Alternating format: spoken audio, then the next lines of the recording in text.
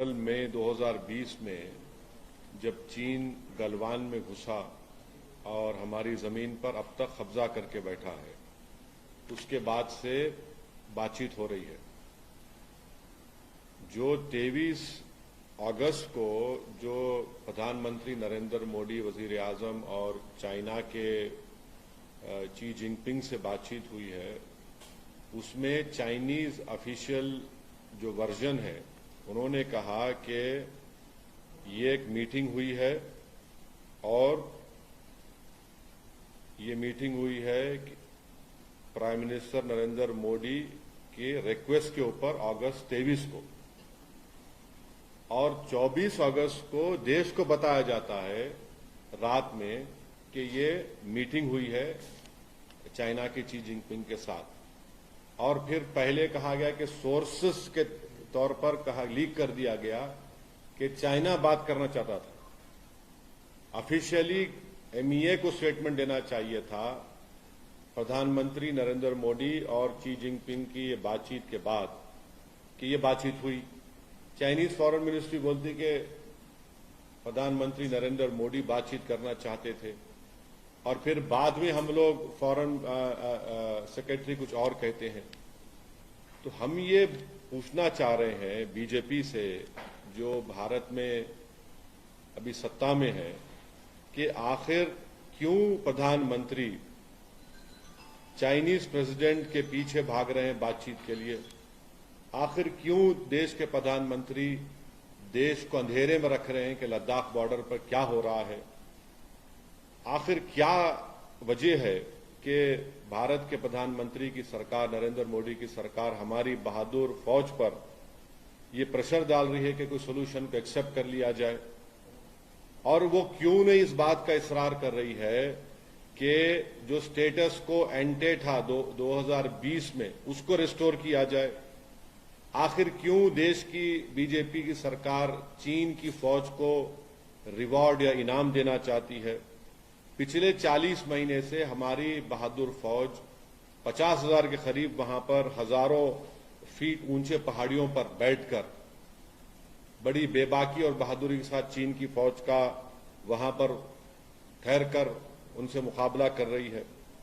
तो आखिर क्या है कि अगर हमने ये टेरिटरी खो दिया है, हमने भारत की बीजेपी की सरकार चीन के सामने झुक जा रही है, ये बड़ी हमारे लिए बड़ी बेशर्मी की बात है।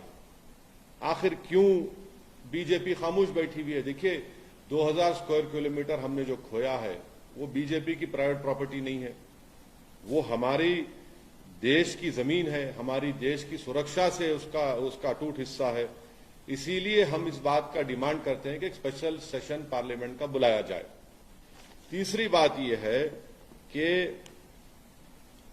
आप जो बातचीत कर रहे हैं चीन से, क्या हम वो 65 में से 25 पेट्रोलिंग पॉइंट पर हमारी फौज वहां पर पेट्रोलिंग कर पा रही है? नहीं कर पा रही है। जो आप बातचीत कर रहे हैं कि क्या डेप्सांग और डेमचौक में क्या हम पेट्रोलिंग कर सक रहे हैं, जो चीन वहां काबिज होकर बैठा है, नहीं कर पा रहे हैं। और तीसरी बात यह कि जब 1962 की जंग के बाद ये पॉलिसी तय हो गई थी कि जब कभी भी बॉर्डर पर कुछ होगा तो पहले स्टेटस को एंटे को रिस्टोर किया जाएगा, वो हो ही नहीं रहा है। आप बोले जा रहे हैं कि डिसएंगेजमेंट हुआ है पोंग सोंग सू में, गालवान वैली में, गोगरा में और हॉट स्प्रिंग्स में। क्या हम उन जगह पर जो स्टेटस को एंटो रिस्टोर कर पाए, नहीं कर पाए? तो ये हमारा सवालात हैं जो बीजेपी को इसका जवाब देना चाहिए। आप बार बार कहते हैं डिसएंगेजमेंट। अरे भैया, डिसएंगेजमेंट है तो फिर डी इंडक्शन कब होगा बताइए आप? तो ये सवालात हैं। और अफसोस की बात यह है कि चीन की फॉरेन मिनिस्ट्री कह रही कि देश के प्रधानमंत्री चाह रहे थे कि चीन के प्रेसिडेंट से मुलाकात हो जाए। आखिर हम क्यों चीन के आगे खामोश बैठे हुए हैं? ये बात सही है कि G20 होगा सितंबर में और चाइना उसका मेंबर आएगा, मगर इसका ये तो मतलब ये नहीं है कि हम उनके सामने झुकते जाएं और हमारी वो जमीन जो 2000 स्क्वायर किलोमीटर है डेप्सांग डेमचाक में, उसको भूल जाएं। हम 65 में से 25 पेट्रोलिंग पॉइंट पर पेट्रोलिंग नहीं कर पा रहे हैं। तो आखिर बीजेपी देश से क्या छुपा रही है लद्दाख में जो कुछ हो रहा है? सर, चाइना जो बॉर्डर इश्यू है उसको साइडलाइन करते हुए बिजनेस की बात कर रही है, मगर इंडिया देखिए, मैं एक बात नहीं सुमित, एक बात मेरे भाई, माफी चाहता हूं, आपको रोक रहा हूं मैं। चाइना के लिए हमेशा चाइना की पॉलिसी ये रही कि ओवरऑल रिलेशंस की बात करता चाइना, और चाइना बॉर्डर पे जाने की बात ही नहीं करता, बॉर्डर की बात ही मत करो। ये चाइना का शुरू से इनका ये स्टैंड रहा है, जो हमको हमेशा धोखा देते रहे। आप ओवरऑल रिलेशनशिप की बात करिए। भाई, क्या फॉरेन मिनिस्टर जयशंकर साहब ने नहीं कहा था कि जब तक बॉर्डर पर नॉर्मलसी नहीं आएगी हमारे चीन से ताल्लुकात नॉर्मल नहीं हो सकते? ये उन्होंने कहा है, मैंने नहीं कहा ये। और तो अब उसके बाद क्या हो रहा है? उसके बाद क्या नॉर्मलसी आई बॉर्डर पे? नहीं आई। अब जब हमें सवाल करते हैं तो बीजेपी कहती है कि भाई आप गलवान के हमारे सिपाहियों की कुर्बानी को भूल रहे हैं। आप भूल रहे हैं उनको, बीजेपी उनकी कुर्बानियों को भूल रही है। ये हमारा बोलना है।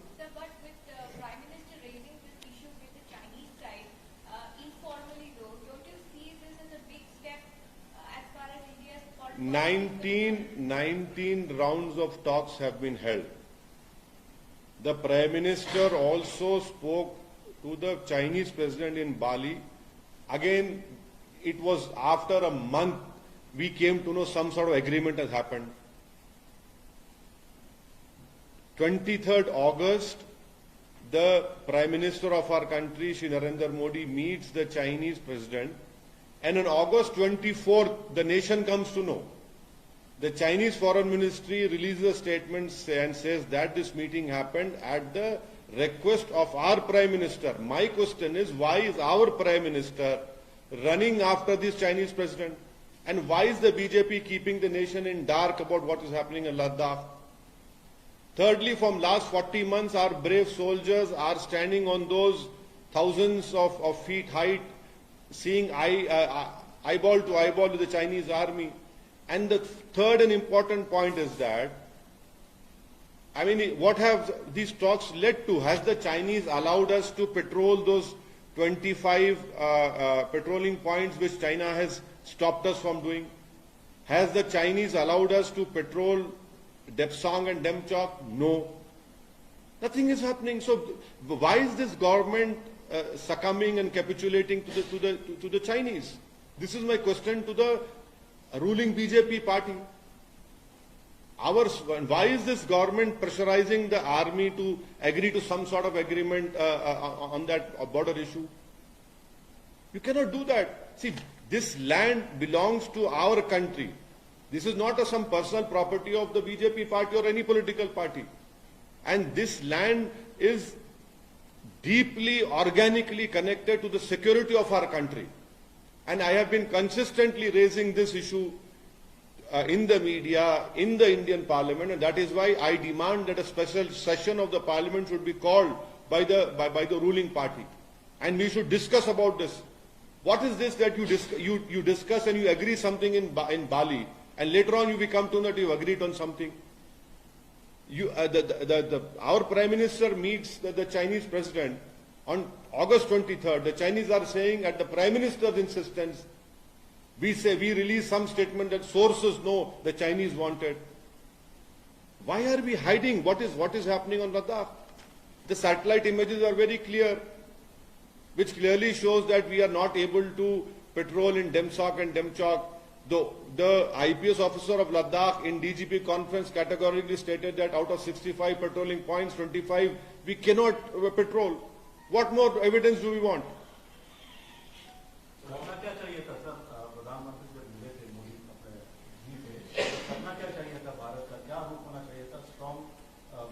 मैं आपको एक ही बात बोल रहा हूं कि हमारी फौज को आप पूरी इजाजत दीजिए। हमारी फौज बहादुर है, कैपेबल है, हमारी फौज सब कुछ जानती है। ये ऐसे नहीं चलने वाला है। आप 19 राउंड की बातचीत करने के बाद भी हम डेप्सांग और डेपचौक में नहीं कर पा रहे हैं। हम 65 पेट्रोलिंग पॉइंट में से क्या आपके 25 पर पेट्रोलिंग नहीं कर पा रहे हैं। आप कहते हैं डिसएंगेजमेंट होगा, भाई फिर डी इंडक्शन कब होगा? पोंगसोंगसू लेक में, गलवान वैली में, गोगरा में, हॉट स्प्रिंग में, ये हमारे डेप्सांग डेमचॉक हमारी देश की सिक्योरिटी से इसका बहुत बड़ा कनेक्शन है। सर, आप तो बोल रहे हैं कि बहादुर फौज को इजाजत दी जाए, लेकिन बीजेपी कहते हैं कि असदुद्दीन ओवैसी हमेशा युद्ध चाहते हैं, जंग चाहते हैं। देखिए, मैं आपसे कह रहा हूं कि फौज पर आप दबाव क्यों डाल रहे हैं कि आप किसी तरह का एग्रीमेंट कर लीजिए चीन के साथ?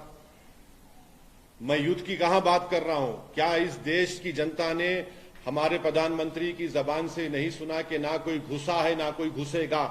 तो फिर हम 19 राउंड की बातचीत में क्या बातचीत कर रहे हैं उनसे बताइए आप खुद अपने स्टेटमेंट में कह रहे हैं कि हमने पोंगसोंग सू में, गलवान में, गोगरा, हॉट स्प्रिंग में हमने वहां पर डिसएंगेजमेंट हुआ है। फिर क्या डेप्सांग डेमचॉक में हम पेट्रोलिंग कर पा रहे हैं? नहीं कर पा रहे हैं। युद्ध की कौन बात कर रहा है?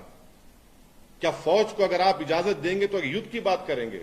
नहीं, आप अपनी जमीन की हिफाजत की बात करेंगे। और 1962 की चीन की जंग के बाद एक पॉलिसी बन चुकी है कि जब कभी भी बॉर्डर पर कुछ होगा तो उस वक्त तक नॉर्मल सी नहीं होगी जब तक हम स्टेटस को एंटे को रेस्टोर नहीं करते।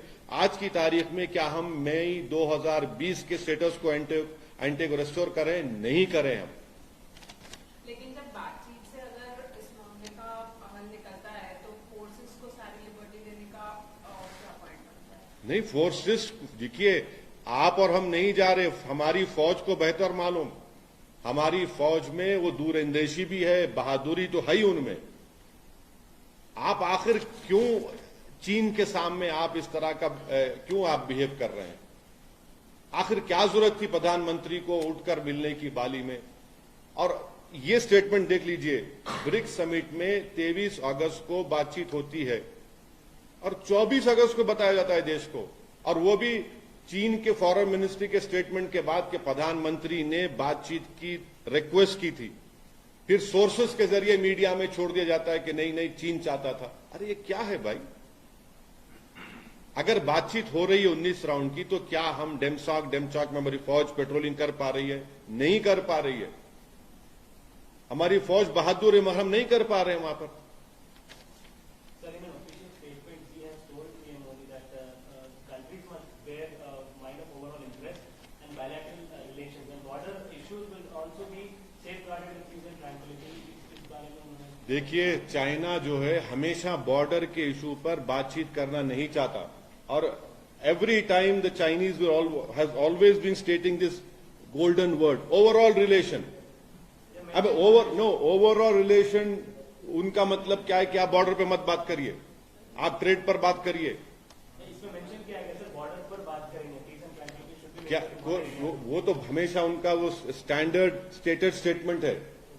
अरे ऑफिशियल स्टेटमेंट पहली मर्तबा नहीं है, आप उठाकर देख लो, आपको ऐसे 25 नहीं 40 स्टेटमेंट मिल जाएंगे उनके। 2020 से आपको 10 से 15 स्टेटमेंट मिल जाएंगे। हम ये पूछना चाह रहे हैं कि चाइना बार बार ओवरऑल रिलेशन, तो ओवरऑल रिलेशन में क्या फॉरेन मिनिस्टर हमारे जयशंकर साहब ने नहीं कहा था कि अनलेस नॉर्मल सी रेस्टोर नहीं होगी बॉर्डर में, चीन के साथ हमारे नॉर्मल रिलेशनशिप नहीं हो सकते? फिर ये क्या हो रहा है? फिर बताइए आप। और चाइना के हम ट्रैप में जा रहे हैं। ओवरऑल रिलेशन का मतलब क्या है? कि हम भूल जाएं डेप्सांग डेमचॉक को, हम भूल जाएं उन 25 पेट्रोलिंग पॉइंट को, हम एक्सेप्ट कर ले उन बफर जोन को। अरे भाई, हमारी फौज बहादुर है। आप फौज पे दबाव मत डालिए, आप फौज को बोलिए देखिए क्या करना है, वो करेगी फौज हमारी। सर, उनके फॉरेन मिनिस्ट्री का ये स्टेटमेंट जैसा आप बोले बहुत बार है, और उन्होंने दिया था that peace should be maintain, और मतलब अभी हमारी तरफ से क्लियर मैसेज ये था कि पीस जरूरी है। तो पीस का मतलब ये है कि हम एक न्यू नॉर्मल को एक्सेप्ट कर लें, और चाइनीज का जो एग्रेशन है हम उसको एक्सेप्ट करके चाइना को रिवॉर्ड करें, उसको अपीस करें एग्रेसर को। अगर न्यू नॉर्मल और न्यू पीस का मतलब ये कि हम चाइना को रिवॉर्ड करें क्योंकि एग्रेसर है, उसको अपीस करें, कि तो ये अपीसमेंट एग्रेसर का अपीसमेंट हो रहा है। बिकॉज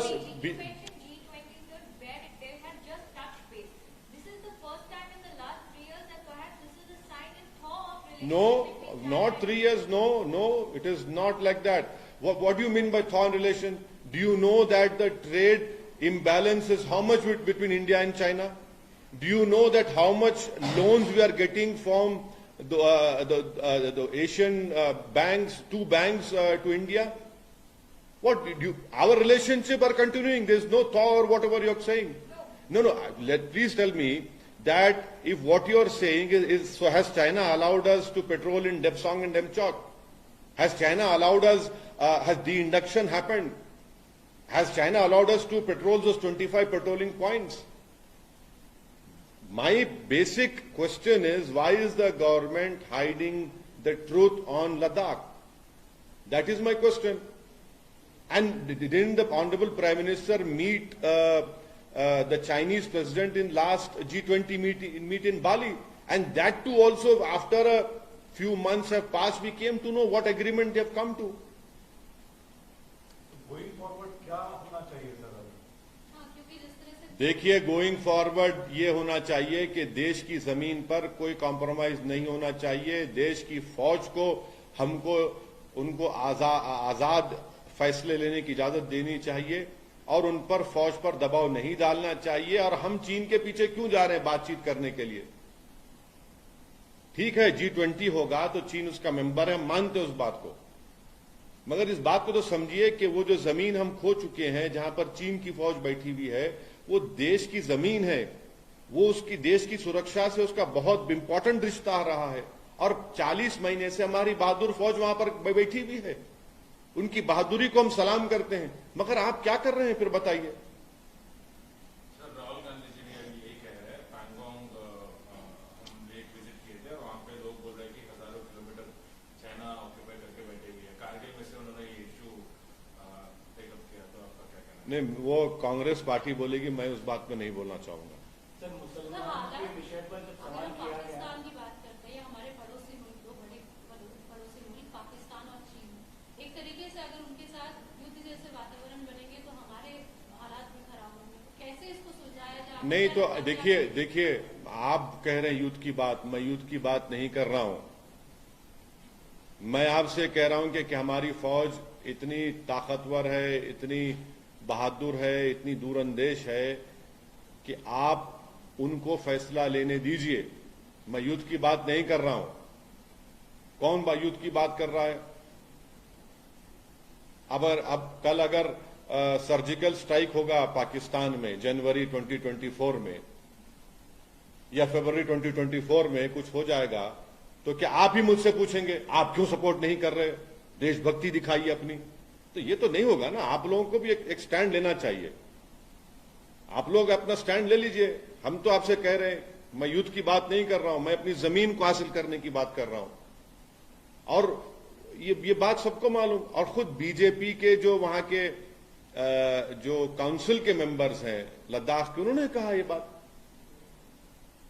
आप जवानों की बात कर रहे हैं, लेकिन सांसद होने के नाते आप अपनी तरफ से क्या रखेंगे? अब जितने नहीं, पिछले 15 मिनट से मैं यही बात कर रहा हूं। नहीं सुलझा नहीं, देखिए, देश में सत्ता में बीजेपी है और हमारे देश के प्रधानमंत्री नरेंद्र मोदी हैं। उनके ऊपर ये जिम्मेदारी आयद होती है, क्योंकि देश को अप्रैल मई 2020 में वजीर आजम नरेंद्र मोदी ने कहा था कि ना कोई घुसा है, ना कोई घुसा है। फिर क्या बातचीत हो रही बताइए आप? फिर अगर कोई घुसा नहीं है, ना कोई घुसेगा, तो फिर आप 19 राउंड की क्या बातचीत कर रहे हैं? फिर आप डिसएंगेजमेंट की बात क्यों कर रहे हैं? फिर आप, इसका मतलब चीन घुस के बैठा है। तो झूठ किसने कहा? मैंने कहा झूठ। मैं उस वक्त भी 2020 में आपको बोला था कि देखिए, ये चीन घुस के बैठा है और हम अपनी जमीन को खो रहे हैं।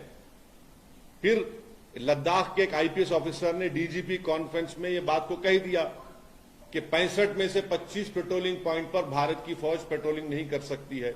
डेप्सांग डेमचाक में तो हम जा ही नहीं पा रहे हैं। ये सब चीजें हैं। ये देश को, आप इसको पॉलिटिकल इश्यू के तौर पर मत देखिए, बल्कि इसको देश की सुरक्षा से उसको जोड़कर देखिए, देश के मुस्तकबिल को सामने रखकर देखिए, हमारी फौज को सामने रखकर देखिए आप। सर, आपने कई बार जुनैद नासिर के मामले में राजस्थान कांग्रेस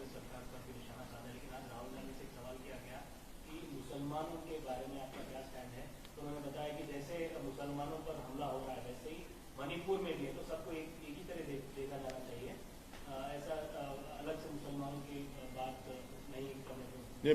मेरे को नहीं मालूम वो क्या बोले और क्या बोलना चाहते हैं, वो ही जाने। मगर सच्चाई ये है कि जुनैद नसीर को राजस्थान से किडनैप करके हरियाणा ले जाकर उनको जिंदा जला दिया गया और उसमें से आज भी कई आरोपी एक्यूज को गिरफ्तार नहीं किया गया और जो एस ग्रेशिया मिलना चाहिए था, कन्हैया लाल की जो मौत हुई, कत्ल हुआ, जिसका हमने कंडेम किया, उसमें 55 लाख दिए गए और जुनैद नसीर में आपने सिर्फ 5 लाख रुपए दिए और गवर्नमेंट नौकरी नहीं दी। ये कौन सा इंसाफ है बताइए आप? इंसान की जान की कीमत क्या अलग हो जाती है क्या नाम की बुनियाद पर या मजहब की बुनियाद पर? इंसान इंसान होता है। सर, चंद्रयान के बारे में, चंद्रयान गया है तो अभी इसरो के साइंटिस्ट को श्रेय जाता है, लेकिन देख रहे हैं कि पिछले 2 दिन से बीजेपी क्रेडिट ले रही है, कांग्रेस ले रही है, तो क्या ये सही संदेश नहीं जाता है? क्योंकि साइंटिस्ट ने काम किया है, उनको ही पूरा श्रेय जाना चाहिए। नहीं, यकीनन हम तमाम खुश हैं, मुबारकबाद देते हैं इसरो के साइंटिस्ट को कि हमने एक साइंटिफिक हिस्ट्री हमने क्रिएट की और मून के उस हिस्से में, साउथ पोल में हमने ये उसको उतारा है, चंद्रयान को। ये बहुत बड़ी हमारे लिए क्रेडिट जाता है, हमारी साइंटिफिक साइंटिस्ट के लिए, पूरी कम्युनिटी के लिए। उनकी पूरी मेहनत को हम उसको सराहते हैं, उनको सलाम करते हैं, उनको मुबारकबाद देते हैं। अब अगर कोई इस पे सियासी रोटी अपनी अपनी सेक रहा है तो फिर ये तो ठीक बात नहीं है। हमारी कोशिश ये होनी चाहिए कि हम हमेशा उन तमाम साइंटिस्ट की मेहनत को एक्सेप्ट करें, उनको और उनके हौसला अफजाई करें, इंकरेजमेंट करें। अब ये सियासी खेल हो रहा है तो बड़ी अफसोसनाक बात है, मगर आप और हम सोच भी नहीं सकते कि कितने महीने, कितने साल, कितनी रातें, कितने घंटे वो लोग काम किए होंगे इस दिन को हासिल करने के लिए। तो हम लोग तो पॉलिटिशियन हैं, यकीनन हम भी मेहनत करते हैं, मगर वो जो उन्होंने मेहनत की है वो आप और हम सोच भी नहीं सकते होंगे उन साइंटिस्ट की जो मेहनत रही है उसमें। सर, इंडिया की जब बात होती है INDIA, पूरी ऑपोजिशन यूनिटी, आप बोलते हैं कि लड़ाई जो है ना पार्लियामेंट सीट्स पे होना चाहिए, फेस पे नहीं। अगर होगा तो फिर प्राइम मिनिस्टर मोदी को बेनिफिट होगा। तो अभी ये जो INDIA है और जो यूनिटी ऑफ ऑपोजिशन पार्टीज है, इसमें क्लियरली क्रैक दिख रहा है। मतलब वहाँ पे ममता बनर्जी के जो कैडर है उनको प्रेम के जैसा पोर्ट्रे कर रहे हैं। अभी राहुल गांधी जी को यूपी के कांग्रेस लीडर कह रहे हैं कि इनको प्राइम मिनिस्टर बनाना चाहिए। मैं भी बोल रहा हूँ के चंद्रशेखर राव भी, आप अंडर एस्टिमेट मत करिए के चंद्रशेखर राव को भी। के चंद्रशेखर राव की कैपेबिलिटी को, उनके फोरसाइट को आप हरगिज अंडर एस्टिमेट मत करिए, उनकी सगैसिटी को, पॉलिटिकल सगैसिटी को। मैं भी कह रहा हूं, बिल्कुल कह रहा हूं। और मेरा मानना यह है कि यहां पर तेलंगाना में जहां पर किसानों की खुदकुशी बहुत आम बात होती थी, जहां पर इरिगेशन के पानी के लिए, पीने के पानी के लिए और बिजली के लिए एक बहुत बड़ा मसला, चैलेंजिंग मसला बन गया था। आज ये तीनों चीजें बहुत कम हो गई हैं। किसानों की खुदकुशी बहुत कम हुई है, मानता हूं बात जगह हो रही है, मगर बहुत कम हुई है। आज आप बिजली मिल रही है किसानों को, फ्री में बिजली मिल, 50,000 करोड़ के करीब तो सब्सिडी सरकार देती है। तो देश को इस तरह की भी एक विजन की जरूरत है। अब प्रॉब्लम क्या है कि सिर्फ आप लोग देख रहे हैं कि भाई एक बीजेपी का विजन जो हम देख चुके 9 साल में, अब ये सो कॉल्ड INDIA का इनका एक प्रोग्राम सामने आ रहा है। तो फिर मेरा मानना यह है कि इस देश को एक तीसरे विकल्प की भी जरूरत है। सर, आप तेलंगाना की बात कर रहे हैं, BRS ने लिस्ट जारी किया है और उसमें आपके भी जो सीट्स है वहां पर भी कैंडिडेट खड़े किए हैं। आप मुख्यमंत्री की तारीफ करते हैं, लेकिन दोनों एक दूसरे के खिलाफ। नहीं, देखिए जो काम हुआ है उसकी अगर उसको आप नहीं बोलेंगे तो आप बोलेंगे कि आप राजनीति कर रहे हैं। जो काम हुआ है मैं तो कह रहा हूं, आज जहां पर हमको अपोज कर रहे हैं अपोज करेंगे हम। अब जैसा कि आप बताइए कि मैं पिछले 28-29 साल से पॉलिटिक्स में हूं, अल्लाह के करम से, अवाम की दुआ और उनकी सब ताईद की वजह से। मुझे एक मिसाल बता दीजिए जहां पर किसी सरकार ने एक मस्जिद को तोड़ा और दोबारा सरकार ने उसको बनाया। मेरे को बताइए कहां पर हुआ है, कौन से जगह पर बताइए मेरे को कहां पर हुआ है। तो ये काम हुआ है, उसको एक्सेप्ट करना पड़ेगा। आप बोलेंगे अरे भाई इलेक्शन के मुकाबला होगा जब, तो सर आप इस बार ज्यादा सीट्स पे लड़ने का, अरे मुकाबला करेंगे, नहीं मुकाबला होगा। हम अपने जहां पे हमारे कैंडिडेट खड़े रहेंगे मुकाबला करेंगे, उनको एमएलए बनाने की हम पूरी कोशिश करेंगे। ये बिल्कुल सही है। नहीं, देखिए चीफ मिनिस्टर ने हमारे बारे में जो बात कही है मैं उनका शुक्रिया अदा करता हूं, और मुझे यकीन है कि तेलंगाना की आवाम जो है उनके अच्छे काम जो किए हैं और बहुत से अच्छे काम वो किए हैं, मैं मुकम्मल, मेरे को मालूम तुम क्या पूछने वाले हैं, मैं जवाब नहीं कहीं नहीं आ रहा हूं। तुम इतना बेचैन मत हो जाओ, तुम कांग्रेस पार्टी का सवाल करना चाह रहे हैं, मैं बोलूंगा, ठहरो अभी सुनो। तो ये काम हुआ है तो उसमें बुरी बात क्या है, उसको बोलना चाहिए ना भाई। बाबरी मस्जिद जब शहीद हुई थी, यही कांग्रेस पार्टी ने देश को कहा था कि हम वहां मस्जिद बनाएंगे, आपने बनाया वहां पर। आपके क्या CWC में आपने ये कहा था, ये बात भूल गया जा, आप बताइए कहां पर हुआ है। तो ये सब बातें हुई है ना, इसका कोई इनका अच्छा फिर प्रोपेगेंडा करते शमशाबाद की मस्जिद में। आपको बोल रहा हूं मैं जाके वहां पर देख कर आया, आप लोग वो भी जाके नहीं देखते, आप चला दिए आप लोग अपने अपने उसमें चैनलों में, इसमें नहीं दूसरी जगह पे चला दिया, अनऑफिशियल चला दिए। शमशाबाद की मस्जिद बनी हुई है, वो भी आप लोग नहीं देखते। तो ये हुआ इनका जो काम है। अच्छा, शादी मुबारक की स्कीम है, आज आप कितने 80,000 मुसलमान बच्चे बच्चियां जो है रेजिडेंशियल स्कूल में फ्री में पढ़ रहे हैं। मेरे कॉन्स्टिट्यूंसी के रेजिडेंशियल स्कूल के 3 बच्चे नीट क्वालिफाई करके गवर्नमेंट मेडिकल कॉलेज एडमिशन मिला, जिसमें से एक बच्चा तरकारी बेचने वाले का बच्चा है।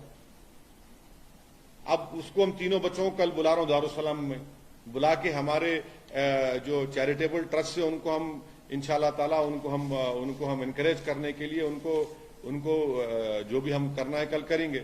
मगर ये चीजें हो रही है ना, इसका इलेक्शन से क्यों जोड़ते आप?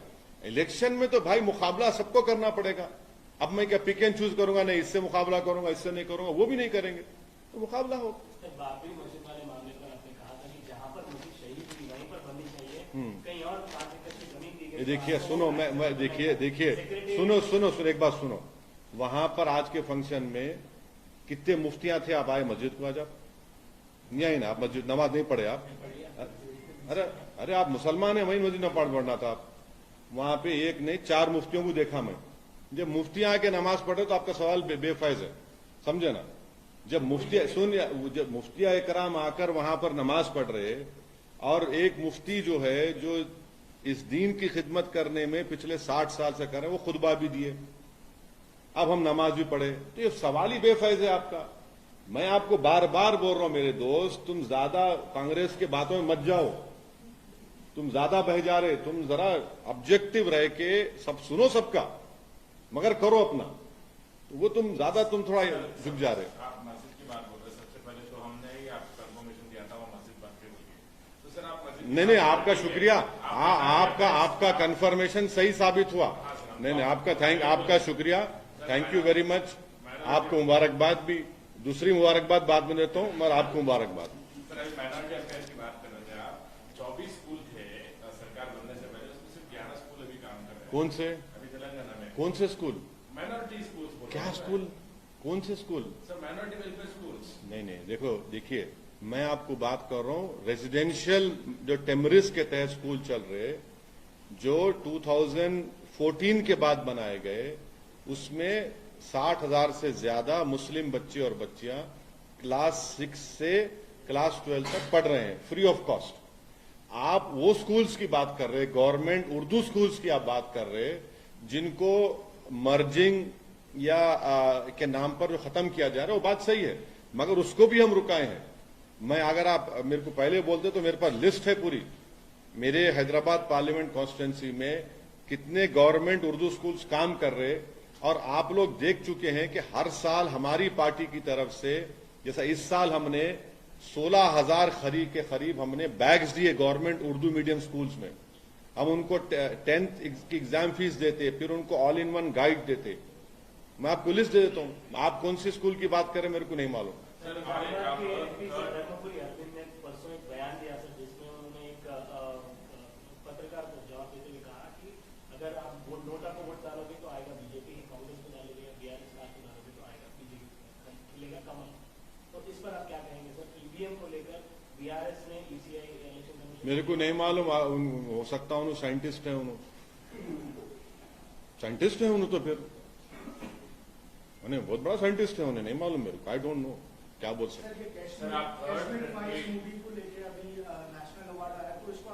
क्या अवार्ड आया वो, क्या अवार्ड है वो बोलो।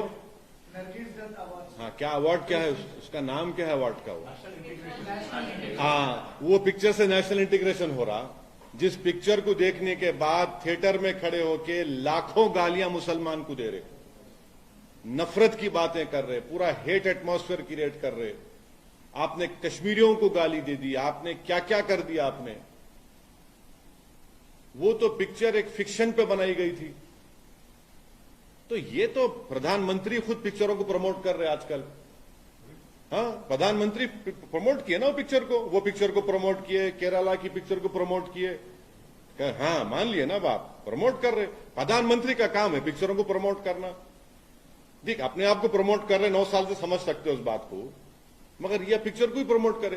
तो जो पिक्चर से नफरत फैल रही है, जो पिक्चर से एक समुदाय में गलत बात जा रही है, उसको आप नेशनल इंटीग्रेशन का अवार्ड दे, और वो भी एक ऐसी नरगिस दत्त जिसकी जिंदगी इस देश की डाइवर्सिटी प्लूरलिज्म के लिए वो खड़ी रही। अब उसके नाम से अगर दे रहे हैं तो फिर अब क्या बोल सकते हैं? हम तो सिर्फ अब कुछ नहीं बोल सकते, सिर्फ यही बोल सकते हैं कि अब क्या बाकी रहा, कुछ बाकी नहीं रहा अब तो।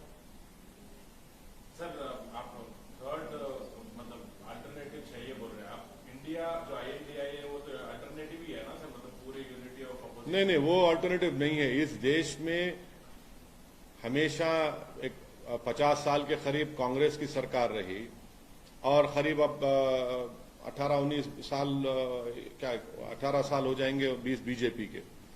इस देश को एक थर्ड सरकार की जरूरत है जो कांग्रेस और बीजेपी से हटकर रहे, तभी इस देश का कुछ सही मानों में हम लोग कुछ काम कर सकेंगे। तो मतलब INDI जो है जिसमें कांग्रेस पार्टी है, तो आप ये कहना चाह रहे हैं कि वो नहीं होना चाहिए? देखिए, जब कांग्रेस की ही सरकार थी तो UAPA को मजबूत किया गया, और कांग्रेस की ही सरकार में क्या क्या नहीं इस्तेमाल किया गया था। कांग्रेस की सरकार में जगन मोहन रेड्डी को जेल में डाला गया। ऐसे कई एग्जाम्पल्स आपको दे सकता हूं मैं। और फिर यही भी कांग्रेस ने जुलाई 2019 में UAPA कानून में बीजेपी को लोकसभा राज्यसभा में सपोर्ट किया, और उसकी वजह से आज कई भारत की जेलों में लोग तड़प रहे हैं, सड़ रहे हैं जेलों में। 3-3, 4-4 साल से बेल नहीं हो रही उन लोगों की, बेल नहीं हो रही उन लोगों की, क्योंकि कांग्रेस ने सपोर्ट किया उस UAPA के कानून को। तो आपका ऑल्टरनेट एजेंडा क्या है फिर? आप तो सपोर्ट कर रहे हैं ना। अब दिल्ली हाईकोर्ट ने कहा कि फॉरेन फंडिंग हुई, उस पर एक्शन लो। एक्शन लेने का मतलब क्या था कि कांग्रेस और बीजेपी के नेता पर केस बुक होना चाहिए, जेल भी जाना चाहिए था। तो बीजेपी ने क्या किया? बैकडेट में, रेट्रोस्पेक्टिव इफेक्ट में एक लॉ बना दिया, कांग्रेस ने सपोर्ट कर दिया क्योंकि वो भी जेल में जाते थे। तो क्या आप INDI के साथ जाएंगे या फिर आप अभी भी अकेले? नहीं, हम अपनी लड़ाई लड़ेंगे। वो बड़े चौधरियों का क्लब है, उसमें एक एलीट किस्म के चौधरी बैठे हैं, तो हमारा उससे क्या ताल्लुक? वो तो हमको गाली देते हैं, वो तो हमको कुछ और समझते हैं। तो हम तो यही कोशिश करेंगे। देखिए, उस अलायंस में बहन मायावती बीएसपी की नहीं है, केसीआर चंद्रशेखर राव नहीं है, उसमें आसाम के कई बड़ी पार्टियां बोडो नहीं है, राजस्थान के कई पार्टीज नहीं है, बहुत से पार्टियां नहीं है। लेकिन केसीआर पर यह भी आरोप है सर कि कई बिल्स को केसीआर ने सपोर्ट किया था। कौन से बिल को सपोर्ट किया था? सीए नहीं, गलत बात कर रहे हैं, झूठ बोल रहे हैं आप। मैं यही बोल आप देखिए, सुनिए, देखिए, आपको मैं ये बोल रहा हूं कि आप जो है ना, मैं आपको बार बार रिक्वेस्ट कर रहा हूं, आप जो है आप होमवर्क नहीं कर रहे अपना। CAA के खिलाफ केसीआर ने अपनी असेंबली में एक रेजोल्यूशन को पास किया कि हम CAA का क्या उसका सेंसस होने नहीं देंगे और हम उसको इंप्लीमेंट नहीं करेंगे।